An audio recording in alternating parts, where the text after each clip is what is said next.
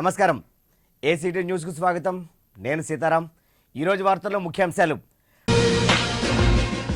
Digital చెల్లింపులు ఇక సులభతరం. భీమ్ యాప్ను విడుదల చేసిన ప్రధాని మోడీ.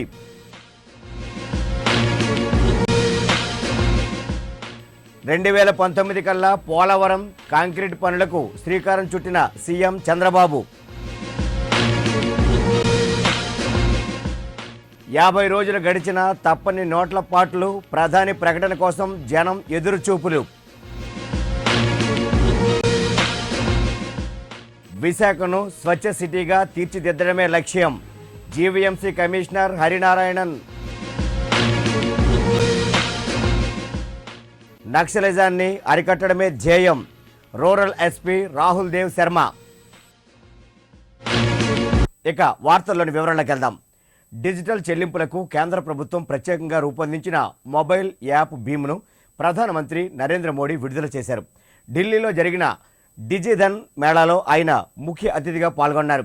భారతరత్న రాజ్యాంగ నిర్మాత డాక్టర్ బిఆర్ అంబేద్కర్ గౌరవార్థం ఆయన పేరుతో భీమ్ మొబైల్ యాప్ను తీసుకొచ్చినట్లు నరేంద్ర మోడీ పేర్కొన్నారు.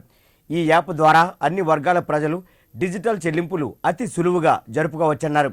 దీనికి ఇంటర్నెట్ సౌకర్యం కూడా అవసరం లేదని, అన్ని రకాల ఫోన్ల నుండి వినియోగించుకోవచ్చని చెప్పారు. ఈ యాప్ వినియోగంతో రివార్డుల రూపంలో డబ్బులు కూడా వాపసు వస్తాయని వెల్లడించారు. ఎట్టకేలకు పోలవరం ప్రాజెక్టు పనులు ప్రారంభమయ్యాయి. స్పిల్వే కాంక్రీట్ పనులకు లాంఛనంగా శ్రీకారం చుట్టారు.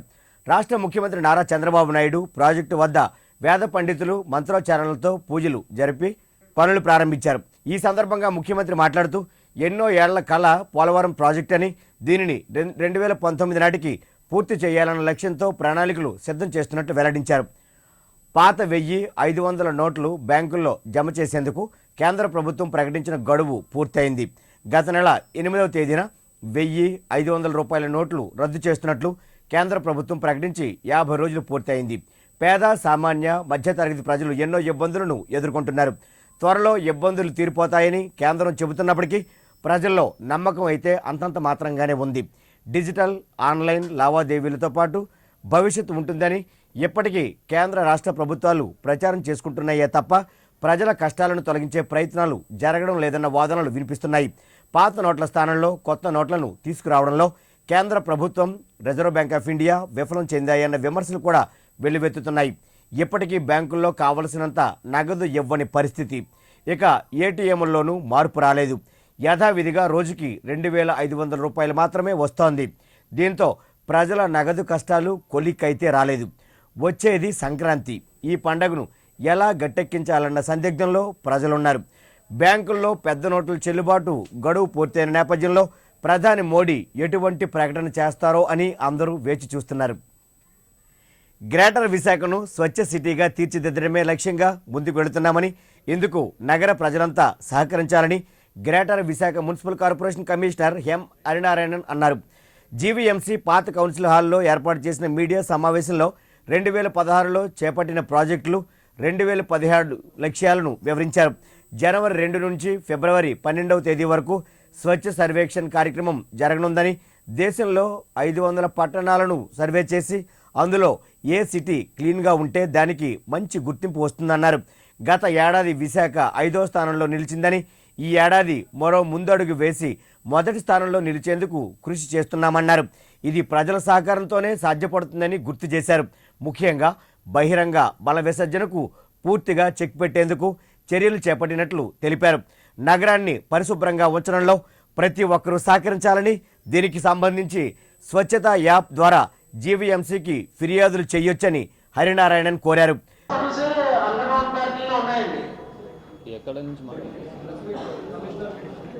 ఒకవేళ కమిషనర్ గారు గవర్నమెంట్ ఆఫ్ ఇండియా స్టాండర్డ్స్ ప్రకారం ఒక్కొక్క నైట్ షెల్టర్ వచ్చేసి క్లోజింగ్ స్వచ్ఛ సర్వేక్షణ్ 2017 జనవరి 4 నుంచి ఫిబ్రవరి నెల వరకు కూడా పొడిగించి ఫిబ్రవరి 12వ తారీఖు వరకు కూడా ఈ స్వచ్ఛ సర్వేక్షణ్ అనేది చేయబోతున్నారు. ఈ స్వచ్ఛ సర్వేక్షణ్ అనేది దేశంలోనే 500 పట్టణాల్లో ఒక సర్వే చేసి ఏ సిటీ క్లీన్ ఉందని government of India, ministry of government development వారు ర్యాంకింగ్ చేసి ప్రతి సంవత్సరం దీన్ని రిలీజ్ చేస్తున్నారు. పోయిన సంవత్సరం మీ అందరికీ తెలిసిన విషయమే, విశాఖపట్నం దేశంలోనే 5వ స్థానం పొందింది. మీ అందరికీ తెలిసిన విషయమే. జీవీఎంసీ తరఫున ఈ ఒక స్వచ్ఛ సర్వేక్షణ కోసం చేయబడాల్సిన కార్యక్రమాలన్నీ కూడా చేయడం అనేది జరిగింది. ఆ ఒక డాక్యుమెంటేషన్ అవన్నీ కూడా జనవరి 1st వీక్లో ఆన్లైన్ రూపంలో ministry of urban development QCI వారికి సబ్మిట్ చేయడం కూడా జరుగుతుంది. ఈ స్వచ్ఛ సర్వేక్షణ సందర్భంగా జీవీఎంసీ తరఫున చాలా కొత్త ఇనిషియేటివ్స్ అన్ని కూడా చేసి దాన్ని ఈ సంవత్సరం అంతా కూడా వచ్చే సంవత్సరం 2017 సంవత్సరం అంతా కూడా ముందుకు తీసుకెళ్లాలనే ఒక ఉద్దేశంతో చాలా కార్యక్రమాలు తీసుకోవడం జరిగింది. దాంట్లో మరి ముఖ్యంగా తడి పొడి చెత్త సెగ్రిగేషన్ ఆఫ్ వేస్ట్ అనేది 72 వార్డులో ప్రారంభించడం జరిగింది. ఈ సిటీలో ఉన్న సిటిజన్స్ అందరూ వాళ్ళు ఇచ్చే ఫీడ్బ్యాక్ మేరకే 25% ఆఫ్ మార్క్స్ సిటిజన్స్ ఒక ఫీడ్బ్యాక్ మేరకే మనకు వస్తుంది. ఆ 600 మార్క్స్ అనేది తప్పనిసరిగా సిటిజన్స్ తరపు నుంచే మాకు రావాల్సినది ఉంది. గత ఏడాదితో పోలిస్తే 2016లో జిల్లాలో నేరాల సంఖ్య తగ్గిందని రూరల్ ఎస్పీ రాహుల్ దేవ్ శర్మ అన్నారు. ఎస్పీ కార్యాలయంలో ఏర్పాటు చేసిన మీడియా సమావేశంలో ఆయన మాట్లాడారు. 2015లో 4950 కేసులు నమోదు కాగా ఈ ఏడాది 4715 కేసులు నమోదయ్యాయని గుర్తు చేశారు. అయితే రోడ్డు ప్రమాదాల సంఖ్య మాత్రం స్వల్పంగా పెరిగిందని తెలిపారు. అందుకు వాహనాల సంఖ్య విపరీతంగా పెరగడమే కారణమన్నారు. రోడ్డు ప్రమాదాల నివారణకు పలు అవగాహన కార్యక్రమాలు చేపడుతున్నామని చెప్పారు. గంజాయి అక్రమ రవాణాకు అడ్డుకట్ట వేయగలిగామని అన్నారు. 11,000 కేజీల గంజాయిని స్వాధీనం చేసుకుని 1096 మంది నిందితులను అరెస్టు చేశామన్నారు. ఏజెన్సీ ప్రాంతాల్లో జరిగిన పలు ఎన్కౌంటర్లలో 35 మంది మావోయిస్టు అగ్రనేతలను మట్టుబెట్టగా 61 మందిని అరెస్టు చేసినట్లు వెల్లడించారు. ముందడుగు, సాధన, విజయ యాత్ర, దర్శిని పథకాలతో ఏజెన్సీలో మారుమూల గ్రామాల్లో నివసిస్తున్న గిరిజన పిల్లలు, యువత, నడి వయస్కులు, వృద్ధులకు వివిధ సేవా కార్యక్రమాలు చేపడుతూ వారితో మమేకం అవుతున్నామని చెప్పుకొచ్చారు. Achievements, if you see the crime trend, మనకి లాస్ట్ ఇయర్ 4710 కేసెస్ బుక్ అయిందా as compare to 4950 cases 2015. So ఇంకా 200 కేసెస్ డ్రాప్ అయిందా. ఈ డ్రాప్ కారణం ఏంటిది, మనకి ఈ మధ్యకాలంలో శాండ్ పాలసీ కోసం కొన్ని కేసు తగ్గాయి. బికాస్ శాండ్ ఫ్రీ అయింది కాబట్టి దీనికి 200 కేసెస్ దీనికి తగ్గాయి. తర్వాత ఫ్రీ క్రైమ్ రిజిస్ట్రేషన్ ఉంటుందా. సో ఎప్పుడైనా సరే ఎవరైనా వచ్చి క్రైమ్ రిజిస్టర్ చేస్తే మనం చేస్తున్నాం క్రైమ్ రిజిస్ట్రేషన్. సో మనకి మేజర్ యాక్సిడెంట్స్ అంటే హైవేలో 50% కంట్రిబ్యూషన్, మిగతాని contribution agency and local roads. ఈ మధ్య కాలంలో మనము దగ్గర 300 people from outside state we have arrested. Tamil Nadu, Haryana, Delhi. Excise act cases చూస్తే మనకి కేసెస్ తక్కువ ఉన్నాయి, బట్ బోటల్ సీజర్ ఎక్కువ ఉన్నాయి. ఎంవే కేసెస్ చూస్తే కూడా సేమ్ నెంబర్ ఆఫ్ కేసెస్ తక్కువ, బట్ ఫైన్ ఎక్కువ ఎట్లా అయిందా, ఇప్పుడు మనము అంతా ఈ చలాన్తో చేస్తున్నాను. ఇంకా డ్రంక్ అండ్ డ్రైవ్ కూడా చాలా కేసు పెట్టాను. 7000 కేసు పెట్టడం జరిగింది regarding drunk and drive and 638 gambling act cases. So చాలా బాగా ఎన్ఫోర్స్మెంట్ చేయడం జరిగింది దిస్ ఇయర్. ఈ ఎన్ఫోర్స్మెంట్తో పాటు కూడా మనము చాలా ఐటీ ఇనిషియేటివ్ కూడా తీసుకున్నాం దిస్ ఇయర్. ఈ ఇయర్ ఐటీ ఇనిషియేటివ్లో నెంబర్ 1 ఇస్ వాట్సాప్. మనము జూలై నెలలో వాట్సాప్ స్టార్ట్ చేశాను. అందులో దగ్గర మోర్ దెన్ 500 కంప్లైంట్ వచ్చాయి. బట్ మన జిల్లా సంబంధించి దగ్గర 60 complaints are there regarding district. Total year చూస్తే మనకి 4 ఎక్స్చేంజ్ ఆఫ్ ఫైర్ జరిగిందా. అందులో మోస్ట్ ఇంపార్టెంట్ ఇస్ ఫస్ట్ గాలికొండలో ఒక ఎక్స్చేంజ్ ఆఫ్ ఫైర్ జరిగింది, మన పాల సముద్రం ఎన్కౌంటర్. అందులో ఆజాద్ అండ్ ఆల్ చనిపోయారు, ఆజాద్, ఆనంద్ అండ్ కమలా. ఈ ఎక్స్చేంజ్ ఆఫ్ ఫైర్ వల్ల గాలికొండ ఏరియా కొంచెం వాళ్ళకి గ్రిప్ తగ్గింది. ఈ సంవత్సరం మనకి 4 కేసులో 35 major extremist died. 3 ACM, 2 DM, 2 identified. And మన ఒడిశా ఎక్స్చేంజ్ ఆఫ్ ఫైర్ కలిపితే కూడా 28 in Odisha plus 2 here 30 in Ramaguda exchange of fire. Total 35 people died with major cadres died. Arrest చూస్తే మనకి ఈ సంవత్సరం 61 అరెస్ట్ అయిందా. అందులో మేజర్ ఒక ACM, 4 దళం మేము అరెస్ట్ అయిందా. ఇప్పుడు ఒక వాణిజ్య విరామం. యాక్ట్ ఫైబర్ నెట్ ఇప్పుడు అందిస్తున్నారు అద్భుతమైన వేగం, నమ్మశక్యం గాని అనుభవం. కేవలం వేగవంతమైన యాక్ట్ ఫైబర్ నెట్ తో మాత్రమే 10 MBPS 549 రూపాయలకే, 15 MBPS 799 రూపాయలకే, 30 MBPS 999 రూపాయలకే, 50 MBPS 1499 రూపాయలకే. మరిన్ని వివరములకు యాక్ట్ ఫైబర్ నెట్ ఫోన్ 0891428400 కు కాల్ చేయండి. తిరిగి వార్తల్లోకి. పెద్ద నోట్ల రద్దుతో దేశ ఆర్థిక వ్యవస్థ దెబ్బతిందని ఏఐసిసి అధికార ప్రతినిధి, ఢిల్లీ కాంగ్రెస్ వ్యవహారాల ఇన్ఛార్జ్ PC చాకో అన్నారు. వృద్ధి రేటు 2% తగ్గిందని గుర్తు చేశారు. నగర కాంగ్రెస్ కార్యాలయంలో ఆయన మీడియాతో మాట్లాడారు. పెద్ద నోట్ల రద్దు ప్రధాని నరేంద్ర మోడీ అనాలోచిత నిర్ణయమని అభివర్ణించారు. ఈ విషయంలో మోడీ దేశ ప్రజలకు క్షమాపణ చెప్పాలని డిమాండ్ చేశారు. మోడీ తీరును నిరసిస్తూ కాంగ్రెస్ పార్టీ దేశవ్యాప్తంగా వచ్చే నెలలో పలు నిరసన కార్యక్రమాలను చేపట్టనున్నట్లు తెలిపారు. అందులో భాగంగా జనవరి 6వ తేదీన కలెక్టరేట్ల ఎదుట ధర్నాలు నిర్వహించనున్నట్లు వెల్లడించారు. Where one person who was standing in the queue for the third day continuously, because first day he reached up to the counter, no cash. Second day, third day he was in the counter. He developed some illness, then heart attack, he died there. I went to his house. Just one instance I am telling you. Her 3 girls and 2 boys, 5 children, and his wife who was a permanent patient, bedridden patient. To get some money for his wife's treatment, medicine, a fellow was standing in the queue and he died. 110 people died in the last 50 days in India, standing in the queues to get their hard-earned money, not black money. My hard-earned money, my tax-paid money, which I put in the bank thinking that bank will not cheat me. I have the faith in the bank. You all know in 69, Indira Ji liberated the Indian banks. Indira Gandhi nationalized the banks and said that these banks are not for Tata and Birla.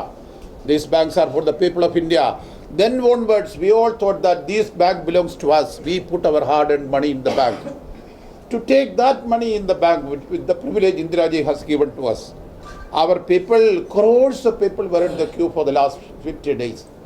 Indian bank రుణానికి సంబంధించి ఆరోపణలు ఎదుర్కొంటున్న రాష్ట్ర మంత్రి గంటా శ్రీనివాసరావు నీతి నిజాయితీని నిరూపించుకోవాలని, అప్పటి వరకు తన మంత్రి పదవికి రాజీనామా చేయాలని వైఎస్ఆర్ కాంగ్రెస్ పార్టీ జిల్లా అధ్యక్షులు గుడివాడ అమర్నాథ్ డిమాండ్ చేశారు. జగదాంబ దగ్గరలో గల పార్టీ కార్యాలయంలో ఏర్పాటు చేసిన మీడియా సమావేశంలో ఆయన మాట్లాడారు. ప్రత్యూష కంపెనీకి రుణం ఇప్పించడంలో హామీదారునిగా సంతకం చేసిన గంటా ఆ కంపెనీకి తనకు ఎటువంటి సంబంధం లేదని చెప్పడం హాస్యాస్పదమన్నారు. సామాన్య మధ్యతరగతి ప్రజలు బ్యాంకులను నమ్ముకొని డబ్బును దాచుకుంటారని, అటువంటి సొమ్మును కాజేయాలనుకోవడం కరెక్ట్ కాదన్నారు.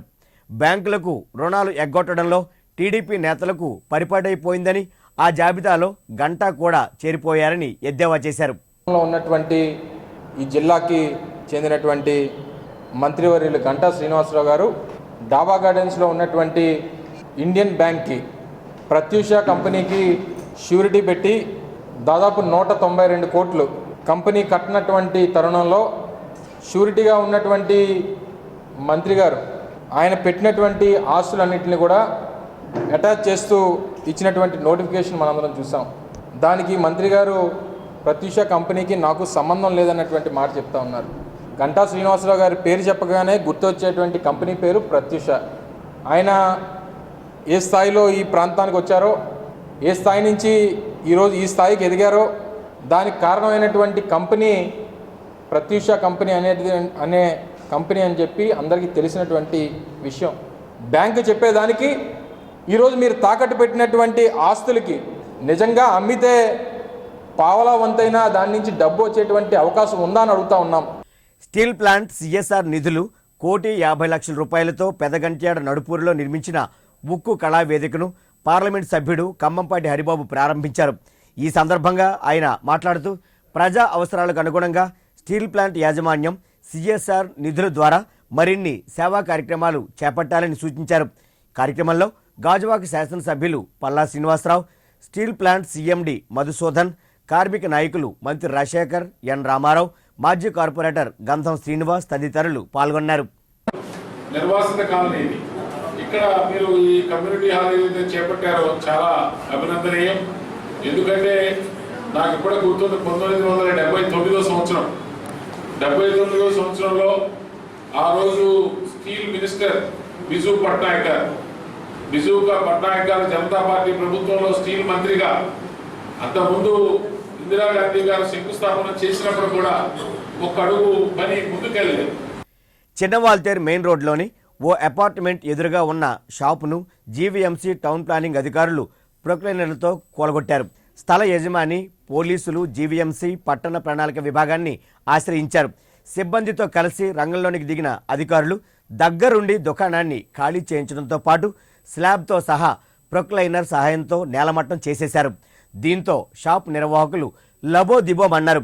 గత 20 సంవత్సరాలుగా వ్యాపారం సాగిస్తూ దీనిపైనే ఆధారపడి జీవనం సాగిస్తున్న తమ కుటుంబం రోడ్డున పడే పరిస్థితి దాపురించిందని కన్నీళ్ల పర్యంతమయ్యారు. భవన యజమానితో పోలీసులు, జీవీఎంసీ అధికారులు లాలూచిపడి అకస్మాత్తుగా ఈ షాపును ఖాళీ చేయించారని మండిపడ్డారు. నాకు అదే బతుకుతారు, నాకు ఏం ఆధారం లేదు. నాకు వాళ్ళందరూ లంచాలు తీసుకొని మమ్మల్ని ఇదిలో లాగి చేస్తున్నారండి. నా షాప్ కోల్గొట్టారు. నా బిడ్డ నేను 20 సంవత్సరాలు బట్టి ఉన్నానండి. 22 సంవత్సరాలు అవుతుందండి నేనుండి. నా పిల్లలు ఇలా అనాథలు చేశాను. నేను ఆడపిల్లలు చేయకపోతే నేను చచ్చిపోతానండి. సీఎంతో చెప్పండి, నేను చచ్చిపోతాను. నా బిడ్డలు అట్టుకుని నేను చచ్చిపోతానండి. అంతే, ఇంక నాకేం లేదు. నాకు నా పిల్లలు న్యాయం, నాకు 3 ఆడపిల్లలు ఉన్నారు, వయసున్న పిల్లలు ఉన్నారు. నా పిల్లలు న్యాయం జరగలేదు. కావాలని డబ్బు తీసుకొని ఇలాగ దగ్గరుండి కొట్టిస్తున్నారు. మమ్మల్ని ఇదిలో లాగేసి మొత్తం అంతా అందరూ లంచాలు తీసుకున్నారు. అందరూ లంచాలు తీసుకుని నాకు ఇంత అన్యాయం చేశారు. నా బిడ్డలు న్యాయం చేయమని చెప్పండి. పెదగంచేడ బర్మా కాలనీలో తిష్టవేసిన పలు సమస్యలను వెంటనే పరిష్కరించాలని డిమాండ్ చేస్తూ బర్మా కాందిశ్రీకుల నివాసుల సంక్షేమ సంఘం కలెక్టరేట్ ఎదుట ఓ ధర్నా నిర్వహించింది. కార్యక్రమంలో సంఘం అధ్యక్షులు బోర వేణుగోపాల్ గౌతమ్ మాట్లాడారు. విశాఖపట్నం స్టీల్ ప్లాంట్ భూసేకరణలో భూములు కోల్పోయిన బర్మా కాందిశ్రీకులను ప్లాంట్ యాజమాన్యంతో పాటు పాలకులు నిర్లక్ష్యం చేశారని ఆవేదన వ్యక్తం చేశారు. 3 దశాబ్దాల క్రితం నిర్మించిన ఇళ్లు శిథిలావస్థకు చేరుకున్నాయని, వాటి స్థానంలో డబుల్ బెడ్రూమ్ ఫ్లాట్లను నిర్మించి ఇవ్వాలని డిమాండ్ చేశారు. లేకున్నట్లయితే ఒక్కో కుటుంబానికి 60 గజాల చొప్పున ఇళ్ల స్థలాలు కేటాయించి పట్టాలు మంజూరు చేయాలని కోరారు. 213 క్వార్టర్స్లు నిర్మించారు. అందులోని 110 మందికి ఇళ్ల పట్టాలు ఇప్పటి వరకు కూడా మంజూరు కాలేదు. అలాగే 60 గజాల చొప్పున భూ యొక్క పట్టాన్ని ఇప్పించాలని ఈ సందర్భంగా మేము డిమాండ్ చేస్తున్నాం. అదేవిధంగా 20 సంవత్సరాల కిందట నిర్మించిన తుఫాన్ బిల్డింగ్ మాకు రక్షణగా లేదు, శిథిలావస్థ చేరుకున్నది. దానిని కూడా మాకు తిరిగి పునర్నిర్మాణం చేయాలని కోరుతున్నాం. 1964 సంవత్సరంలోని బర్మా దేశం నుంచి వచ్చిన బర్మా కాందిశ్రీకులకి అనేక ఉపాధులు కల్పిస్తానండి అప్పటి భారత ప్రభుత్వం జవహర్లాల్ నెహ్రూ గారు, ఇందిరాగాంధీ గారు ఒక జీవో జారీ చేశారు. ఆ జీవోని ఇప్పుడు అమలు చేయాలని ఈ సందర్భంగా నేను డిమాండ్ చేస్తున్నాను. జీవీఎంసీ 68వ వార్డు పరిధి బాపూజీ నగర్లో నూతనంగా నిర్మించిన సామాజిక భవనాన్ని పశ్చిమ నియోజకవర్గం శాసనసభ్యులు పెతకంశెట్టి గణబాబు ప్రారంభించారు. ఈ సందర్భంగా గణబాబు మాట్లాడుతూ నియోజకవర్గ పరిధిలో అన్ని వార్డుల్లోనూ మౌలిక సదుపాయాల కల్పనకు అధిక ప్రాధాన్యత ఇస్తున్నట్లు గుర్తు చేశారు. తెలుగుదేశం ప్రభుత్వం పేదల పక్షపాతిగా పనిచేస్తోందని పేర్కొన్నారు. ఈ కార్యక్రమంలో పార్టీ నాయకురాలు పిడుగు వరలక్ష్మి, వార్డు టీడీపీ నాయకులు, కార్యకర్తలు, జీవీఎంసీ అధికారులు పాల్గొన్నారు. పైదంతా కూడా ఫంక్షన్స్ కి ఉపయోగపడేగా స్లాబ్ వేస్తాం. కిందేమో మనం రెగ్యులర్ గా మహిళా యాక్టివిటీస్ కి ఒక రూమ్ ఉపయోగపడుతుంది, రెండో రూము అంగన్వాడీ సెంటర్ గా వాళ్ళు ఉపయోగిస్తారు. కాబట్టి ఇట్లాంటి కార్యక్రమాలు ఇంకా అన్ని జరగడానికి మనకు కావాల్సినటువంటి నిధులన్నీ కూడా ముఖ్యమంత్రి గారు సమకూరుస్తున్నారు. కాబట్టి ఈ ప్రభుత్వం ప్రతి ఒక్క సంక్షేమాన్ని విడిచిపెట్టకుండా అందరికీ మరి ఆమోదయోగ్యమైనటువంటి పథకాలతో ముందుకు వెళ్తున్నాం. జాగృతి సేవా సంస్థ ఆధ్వర్యాన 470 మంది యువతీ యువకులతో ఏర్పడిన బృందం గాజువాక ఆటో నగర్లోని అక్షయ పాత్ర ఫౌండేషన్ను సందర్శించింది. ముంబైలో ఈ నెల 24వ తేదీన ప్రారంభమైన జాగృతి యాత్ర దేశంలోని 12 మహానగరాలను సందర్శిస్తోంది. ఈ నేపథ్యంలో స్థానిక అక్షయ పాత్ర వంటశాలను పరిశీలించింది. ప్రభుత్వ ప్రైవేటు భాగస్వామ్యంతో నిర్వహిస్తున్న మధ్యాహ్న భోజన పథకం అమలు తీరుతెన్నులను నిర్వాహకుల నుండి అడిగి తెలుసుకున్నారు. ఈ సందర్భంగా ఫౌండేషన్ ప్రతినిధి యదు రాజదాస వారి సందేహాలను నివృత్తి చేశారు. 30,000 మంది అప్లికేషన్స్ వస్తాయి ప్రతి ఇయర్ వీళ్ళకి. దీంట్లో ఒక చాలా క్రీమ్ పీపుల్ని వాళ్ళు ఒక 470 నుంచి 500 మంది సెలెక్ట్ చేస్తారు. ఈ 500 మంది ఏం చేస్తారంటే భారతదేశం మొత్తం ఒక 10-12 లొకేషన్స్ తిరుగుతారు. ఎక్కడ లొకేషన్స్కి వెళ్తారంటే ఎక్కడైతే చాలా సక్సెస్ఫుల్గా ఆర్గనైజేషన్స్ రన్ అవుతున్నాయో అటువంటి సక్సెస్ఫుల్ ఆర్గనైజేషన్ నుంచి మోడల్స్ నుంచి వాళ్ళ జీవితంలో తెలుసుకొని రేపొద్దున వాళ్ళ సక్సెస్ఫుల్ జీవితంలో ఒక మంచి భవిష్యత్తులో ఒక మంచి బిజినెస్ స్టార్ట్ చేయడం కానీ లేక బిజినెస్ స్టార్ట్ చేయడంలో కావాల్సిన మెరుగులన్నీ ఇటువంటి సక్సెస్ఫుల్ ఆర్గనైజేషన్స్ వాళ్ళు తెలుసుకుంటారు. వాళ్ళు మదురైలో కొన్ని హాస్పిటల్కి వెళ్ళి కంటి ఆసుపత్రికి వెళ్ళారు. అలాగే చెన్నైలో ఒక సక్సెస్ఫుల్ ఆర్గనైజేషన్స్ వెళ్ళారు. అలాగే మన ఆంధ్రప్రదేశ్ అంటే ఆంధ్రప్రదేశ్లో వాళ్ళు విశాఖపట్నం ఈ ఒక ఫౌండేషన్ వచ్చారు. పెందుర్తి సరిపిల్లి వద్ద NH-16 భూ బాధితులు చేపట్టిన రిలే నిరాహార దీక్షలు కొనసాగుతున్నాయి.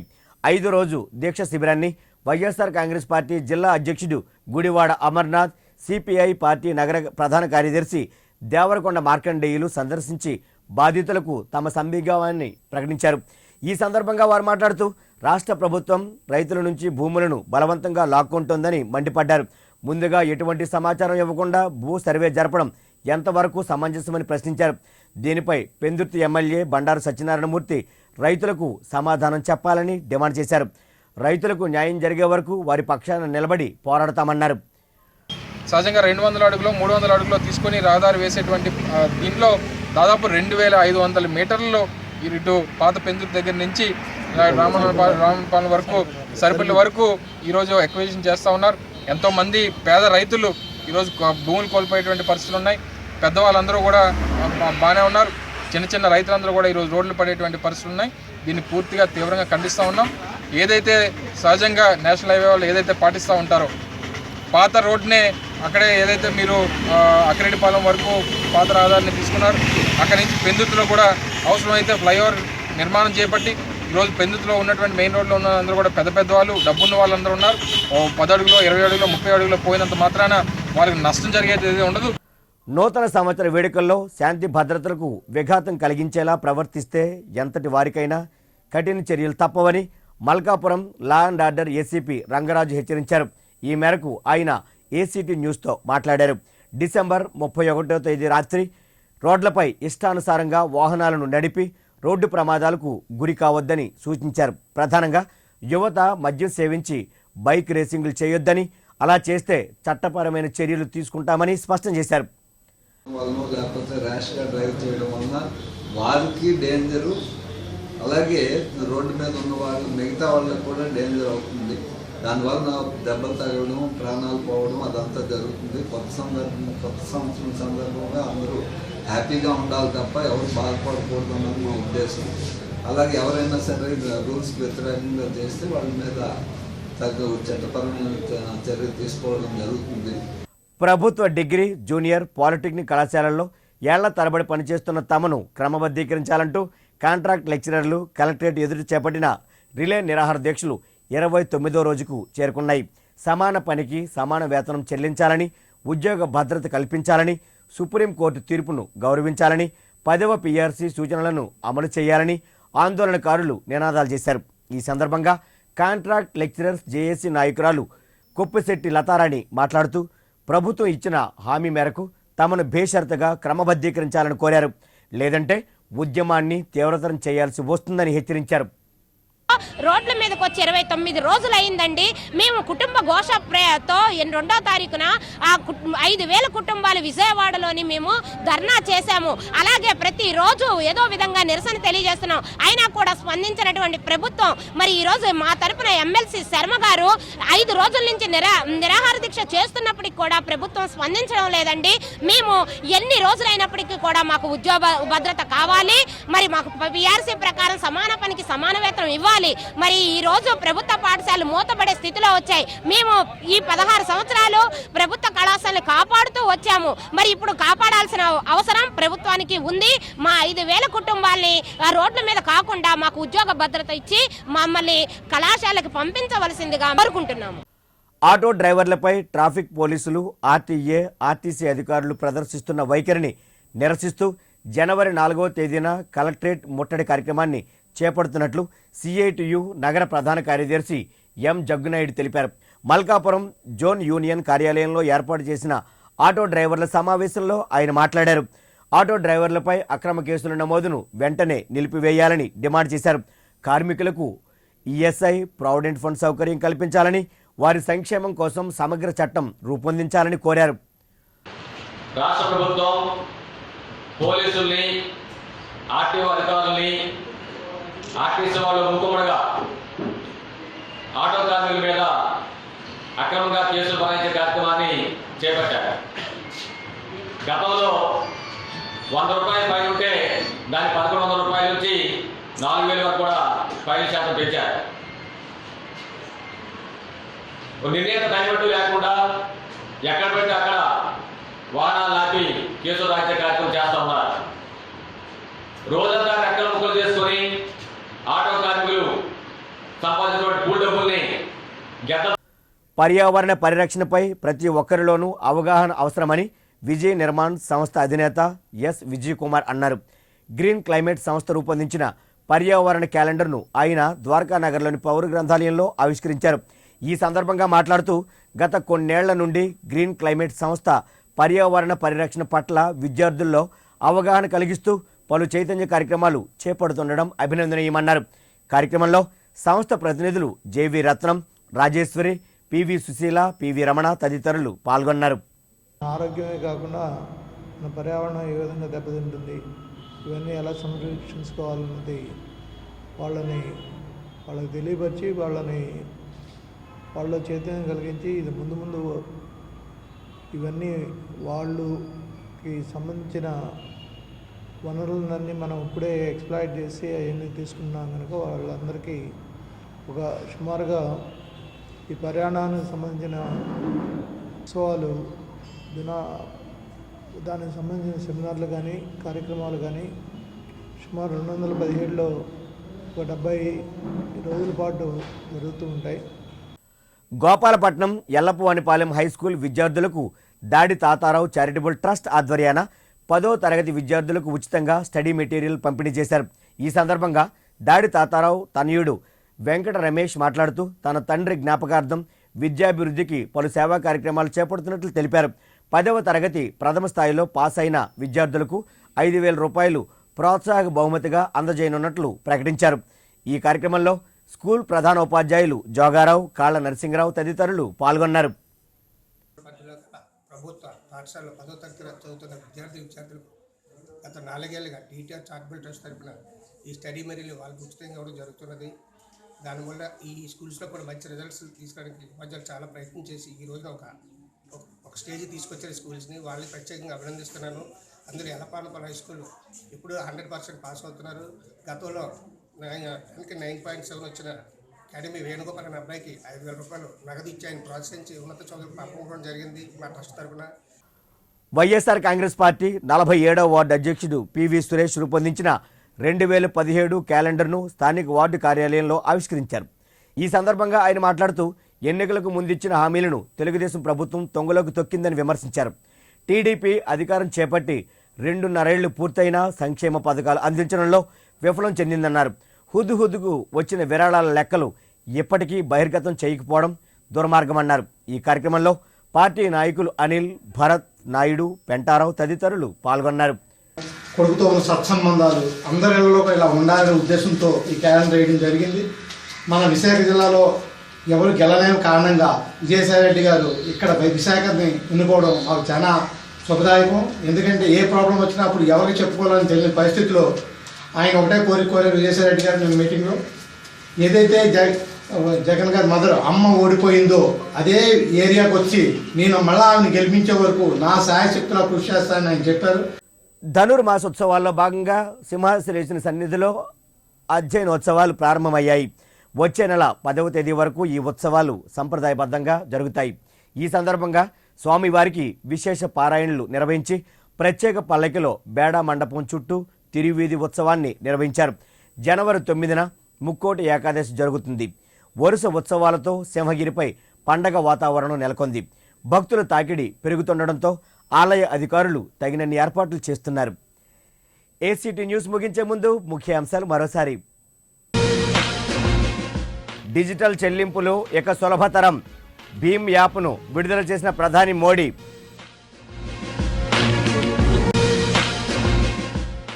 (2019) కల్లా పోలవరం కాంక్రీట్ పనులకు శ్రీకారం చుట్టిన సీఎం చంద్రబాబు. 50 రోజులు గడిచినా తప్పని నోట్ల పాట్లు. ప్రధాని ప్రకటన కోసం జనం ఎదురుచూపులు. విశాఖను స్వచ్ఛ సిటీగా తీర్చిదిద్దడమే లక్ష్యం. GVMC commissioner Harinarayanan. నక్సలిజాన్ని అరికట్టడమే ధ్యేయం. Rural SP Rahul Dev Sharma. ఈ వార్తలు ఇంతటితో సమాప్తం. నమస్కారం.